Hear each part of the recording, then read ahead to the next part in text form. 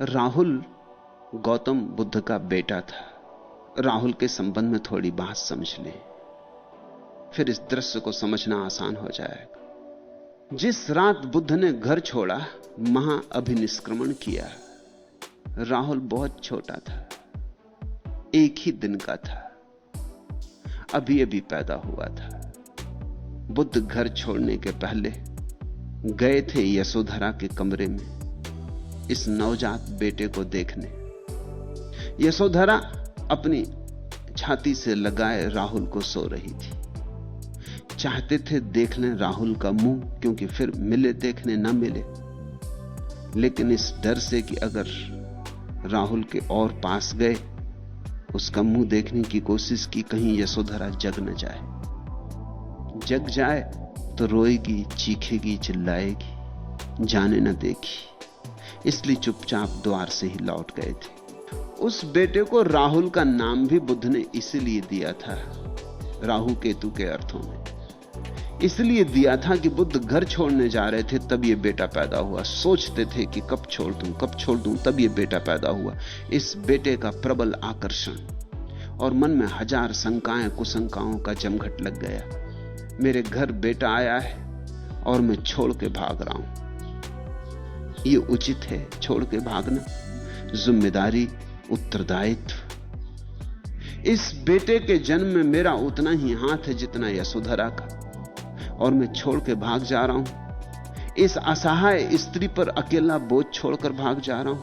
ये उचित है या नहीं? ये सारी शंकाएं उठने लगी थी। इसलिए उसको नाम राहुल दिया था कि मैं किसी तरह मुक्त होने के करीब था कि तू राहु की तरह मेरे गले को फांसने आ गया।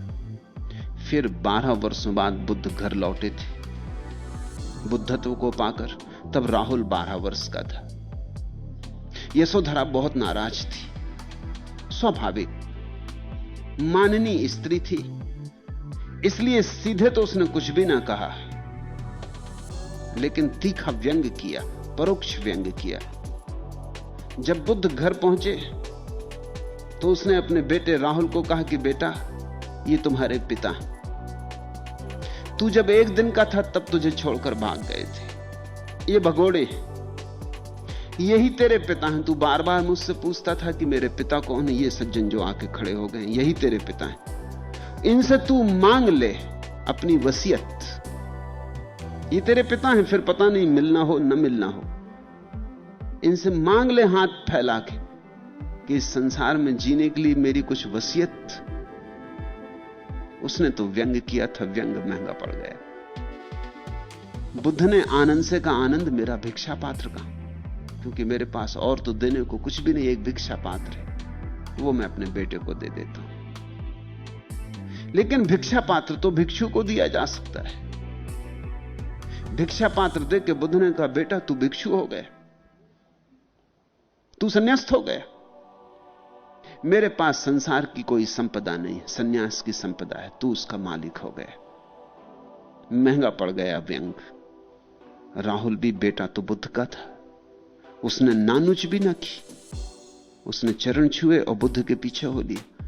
यशोधरा तो बहुत घबराई। पति तो गया ही गया, बेटा भी गया।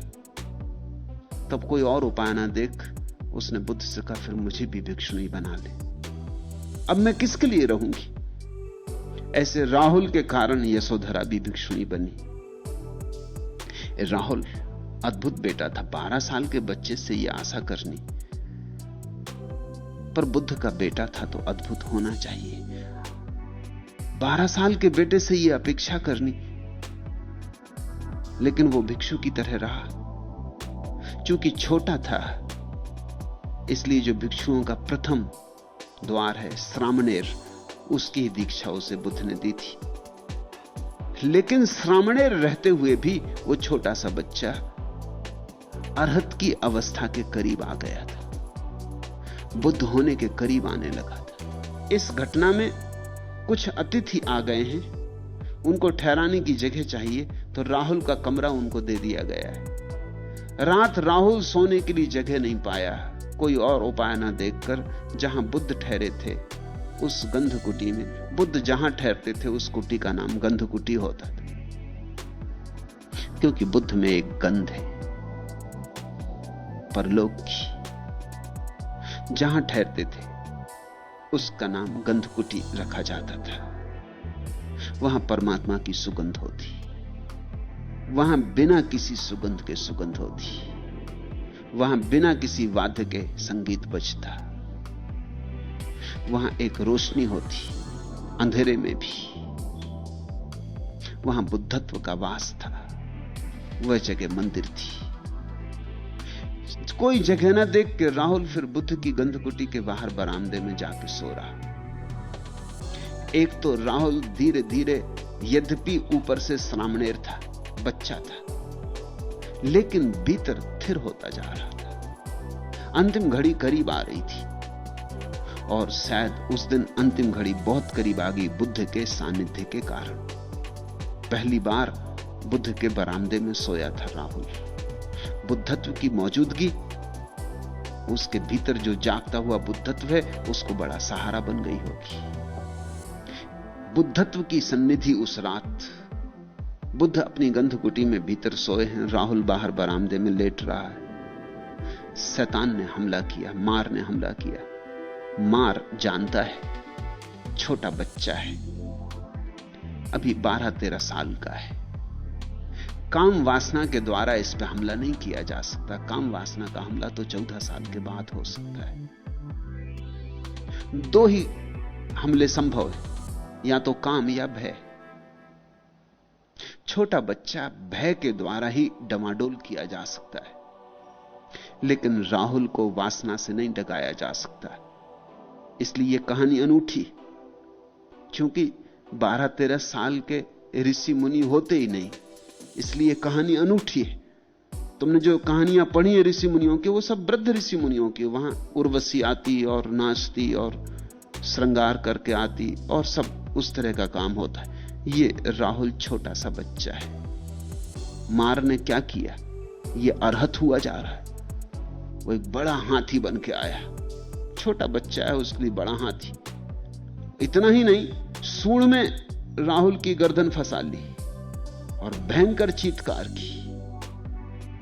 कहानी को तथ्य मत समझ लेना, ऐसा भीतर हुआ होगा। हो सकता है सपने में हुआ हो, एक दुख स्वप्न हुआ हो। यह मन ही है जो ये रूप रखता है। लेकिन यह चीत्कार की आवाज हो सकता है राहुल के मुंह से निकल गई हो। तुम्हारा कभी कभी मुंह से निकल जाती दुख स्वप्न में, छाती पे कोई आके राक्षस बैठ गया और चीत्कार निकल जाती, या पहाड़ से गिरा दिए गए और चीत्कार निकल जाती, या कोई तुम्हारी छाती में छुरा भौंक रहा है और चीत्कार निकल जाती। ऐसी चीत्कार छोटे से राहुल से निकल गई होगी। बुद्ध ने गंधकुटी के भीतर से ही मार को जानकर ऐसे शब्द कहे, मार, तेरे जैसे लाखों भी मेरे पुत्र को भय नहीं उत्पन्न कर सकते। यहां एक बात और ख्याल रख लेना, बुद्ध राहुल को ही मेरा पुत्र कहते हैं ऐसा नहीं। जितने भिक्षु हैं सभी को मेरा पुत्र कहते हैं। राहुल तो पुत्र भी है, लेकिन भिक्षु सभी बुद्ध के पुत्र हैं, बुद्ध संतति। बुद्ध ने कहा, मार, मेरे बेटों को तेरे जैसे लाखों भी भय उत्पन्न नहीं कर सकते। मेरा पुत्र निर्भीक, तृष्णा रहित, महाबलवान और महाबुद्धिमान। मार को उन्होंने कहा, सुन पागल, ये राहुल की अंतिम देह है, अब तू इसे डरा ना सकेगा। ये तो आखिरी घड़ी आ गई इसकी, इसके बाद इसकी दोबारा देह होने वाली नहीं है, ये फिर नहीं जन्मेगा। अब तू इसे मौत से ना डरा सकेगा। मौत कब तक डरा सकती है? मौत तभी तक डरा सकती जब तक जीवन का आकर्षण। ख्याल कर लेना, जब तक तुम चाहते हो जीवन बना रहे, सदा बना रहे, जीवेषणा जब तक है, तब तक मौत डरा सकती है। बुद्ध कहते हैं, इसकी तो जीवेषणा ही चली गई। ये तो अब दोबारा पैदा होना ही नहीं चाहता। इसके भीतर चाह ही ना बची अब बचने की। इसकी भव तृष्णा समाप्त हो गई। ये इसकी अंतिम देह है। इस बार इसकी देह गिरेगी तो दोबारा ये किसी गर्भ में नहीं उतरेगा। ये महाशून्य में प्रवेश करने के लिए तैयार खड़ा है। इसको अब तू डरा ना सकेगा। काम से तू डरा नहीं सकता, भय से भी तू डरा नहीं सकता। तेरी चेष्टा व्यर्थ है, मार।